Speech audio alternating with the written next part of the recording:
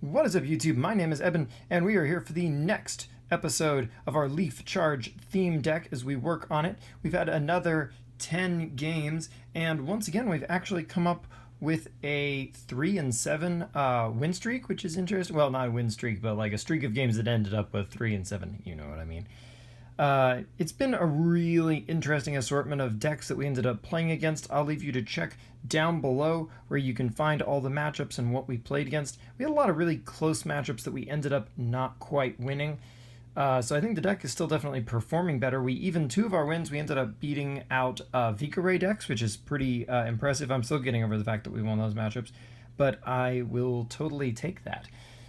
Anyway, looking at it and playing it, I've been really interested to see that the Manectric, which I thought was going to be a lot more integral to the deck, has actually been a lot of dead weight, and mostly we've been using it as a free retreating pivot. So 4 of our 5 cuts are going to be invested in removing Manectric from the deck. Too often our double charge doesn't have anything it really wants to attach to individually, like particularly, and the electric start isn't very relevant very often, and Electrike doesn't really offer anything by itself individually.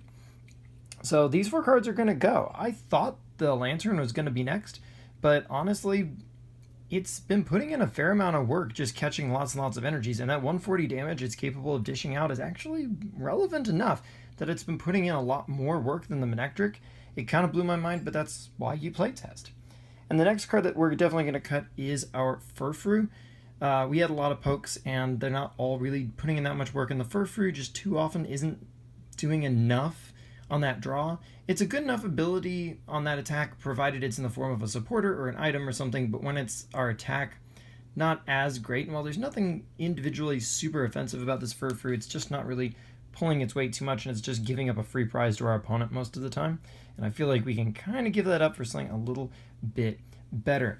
The first thing we're going to be putting in is something I've been dying for every game, and that I think would have won us 2 to 3 of the games we lost straight up, is the fact that we need more Guzma. The one is good, but so often we've got the potential for that last knockout, but that mon is sitting on the bench, and unbeknownst to our opponents, it's been quite safe because we only pack the 1 Guzma. Now that we're packing a second Guzma, I think we're going to definitely have a lot more flex in where we can apply our damage and potentially disrupt our opponents or just pick up knockouts. Now, replacing that Manectric as a pivot, because a free pivot is quite nice, is Tapu Koko. His flying flip is also pretty useful. He's nice with Lurantis too, because you can always drop energies onto him, and his electric ball is not a bad backup attack either. But he is, for the most part here, just kind of as this nice free retreating pivot with the flying flip option. I'm also thinking toward the future we might be able to use double colorless energy with this guy to power up his flying flip, and of course our Sceptile just counts energies, period. So flying flip with that DCE not only is a faster, more efficient attack in the future, but that DCE is 40 damage for Sceptile. So thinking about that for the future, not applicable now since we're not running DCEs and we're not adding them in, spoilers, but this is something I'm thinking of as another option for him. But he's a nice one-of, he's something we can get with our Nest Ball, etc. We're also adding in 2 rare candies so that we can go much faster into our Sceptile. Unlike most Stage 2 decks, we do not need to worry about stocking up energy on our Stage 2 at all. We can send a Trico straight up into Sceptile almost instantaneously, and we only need to attach that 1 energy since the rest of the energy accounts can be anywhere on our field. So these double rare candies, yeah, I'm using old rare candies, but that's fine. This should be something to really help give us a lot more options to get into our Sceptile. We don't always have to find our Grovyle, though we're going to be messing with our Sceptile line a lot more over the next couple of weeks. But hopefully this will let us play a little bit more versatilely, a little more quickly. Our final card we're running in is we are running in a 3rd Sceptile now. So, and this card is pretty valuable. I thought as Baby Buzzwole and Big Buzzwole were kind of seeing a little less play toward the end of the last quarter, that this card might actually be doing a little less work, but since Blacephalon is taking off pretty strongly here at the beginning of Lost Thunder, I think this card is actually gaining back a lot of that momentum. So hopefully as we start seeing Blacephalon in our playtesting, this thing will actually be putting in a lot more work, so I like the 3rd copy, and with the rare candies, we don't have to worry about the fact that we only have the 2 Groviles for now. So those are the changes. Be sure to check out the list. Tell you what, since we're here, why don't we go ahead and take a very quick look at the deck as it stands. We're running the 3 Sceptiles, we're running the 2 Groviles, And we're running these 3 Tricos, and we may tweak which Grovas. In fact, we'll definitely tweak the Grovas and which Tricos we're running potentially over time, but this is what we're running for now since we only get 5 changes a week. We're running our 2-2 line of the Lurantis Fomantis there, and we're running our 2-2 line of Lantern and Chinchou, and this thing I have just been so impressed with. I cannot get over how useful that card has been.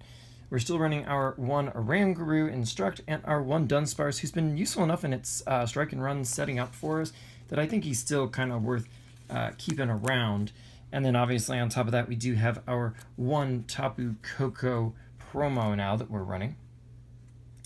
And supporter-wise, we're running our 2 Cynthias for draw, our 1 Tate and Liza for draw, and a little bit of switching around if absolutely needs be. Our 2 Copycats, which have drawn us quite nicely off into Tempest and things like that on occasion. We're running our 2 Lilies. We're running our 2 Hows. A lot of this, remember, came from that structure deck as we opened it. We're running 2 Professor Kukui, and this has been really nice. I got nothing but compliments for that. And our 1, and now, thankfully, 2 Guzmas. So that's our support lineup right there. Everybody get in there. And searching things, we've got these 4 Ultra Balls. The discards have been a little kinder because of the Lurantises, of course, so that's still the most flexible Pokemon searching you got. We got 2 Nest Balls to get those basics, nothing but praise there. Timer Ball, it can be really good, it can be really bad. Never quite know how to feel about that. We got Rescue Stretcher ×1, we've got our 1 Switch, our Experience Share, which has been pretty nice, still thinking about maybe adding in more, maybe not. And now we've got our 2 Rare Candies in addition to that, and that is our item lineup, leaving our energy lineup, which remains the same as it was before, which is this lovely 10 grass energy right here, and our 6 lightning energies, and that is 16 energies total, which has not really been a problem. I thought it might still be too much, but it's actually been pretty decent for us, especially since we like to count energies. And we can just stream them and play them down every turn. So I've been pretty happy. I've been pretty happy with that, I gotta say. Might trim it down over time, not sure. We'll have to get another round, another week or two's worth of testing, pick up 10 more games, and we'll see what we'll do then. So now, till next time, like, comment, subscribe, check out my channel for more competitive content, and I will see you next time.